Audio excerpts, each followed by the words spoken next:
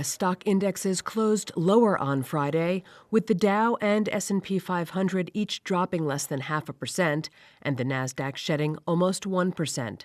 That's after President Donald Trump nominated former Federal Reserve Governor Kevin Warsh to succeed current Fed Chair Jerome Powell when his term ends in May. Warsh is expected to favor lower interest rates, but stop short of the more aggressive monetary easing linked to other potential nominees. Friday's stock slide was accompanied by a huge sell-off of silver and gold just one day after the latter hit yet another record high. But Michael Landsberg, chief financial officer at Landsberg Bennett Private Wealth Management, views Friday's market moves as somewhat par for the course given the overall upward momentum. Look at some of the earnings that came out, and a lot of them were good.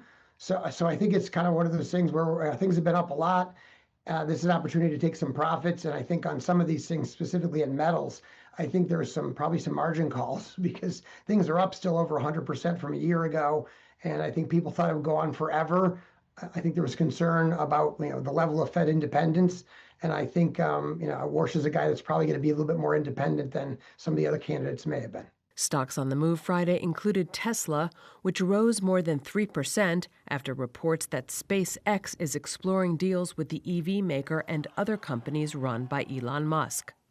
Shares of Colgate-Palmolive gained about 6% after the toothpaste and soap maker forecast annual sales above Wall Street estimates on steady demand for household staples in markets such as Latin America and Europe.